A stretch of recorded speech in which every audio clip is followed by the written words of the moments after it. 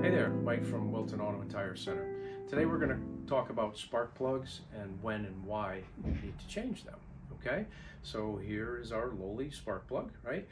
In my opinion, spark plugs are probably one of the most ignored and neglected maintenance items in your vehicle.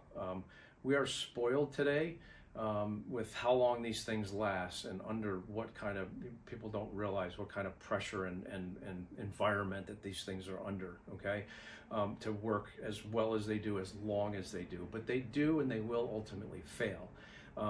One of the things is if you don't change them early enough, then you can ruin an ignition coil. It gets a little more expensive. You end up with a misfire, okay?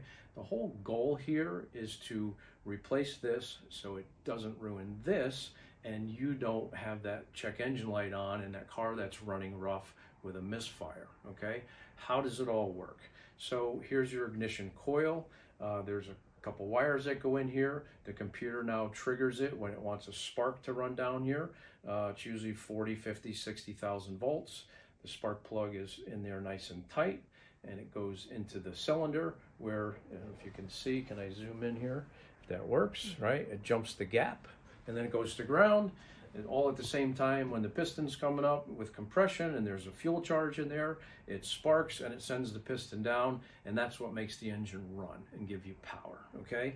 So what happens? Every time there's a spark that comes across the electrode from the coil, goes to the grounding electrode, a little piece of that metal comes off and gets attached to it, right? Not even enough to see.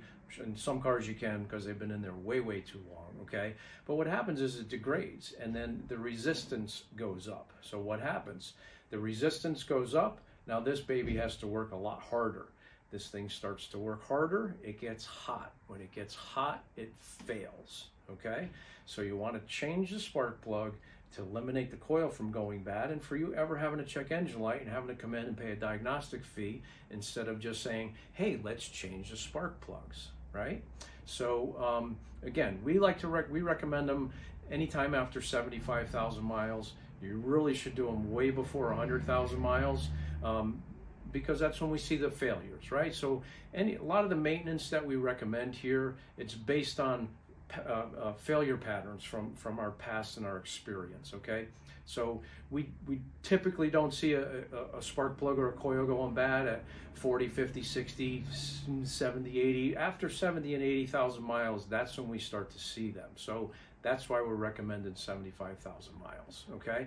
You just want to do it. Just trust that you want to change this before it goes bad.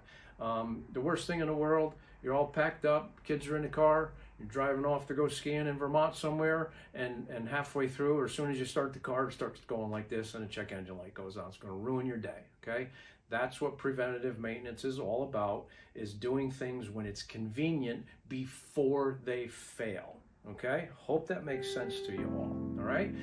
Questions, comments, concerns, please leave a comment and we will get back to you as soon as we can, okay?